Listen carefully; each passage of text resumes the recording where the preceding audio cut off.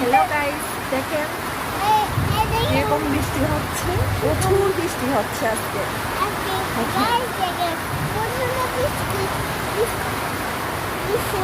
মামা, তুমি বৃষ্টি দেখতেছো?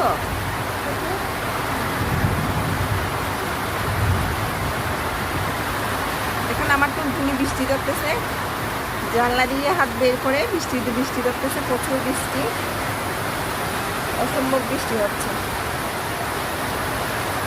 আমি বাসা থেকে উপর থেকে দেখতেছি প্রচুর বৃষ্টি।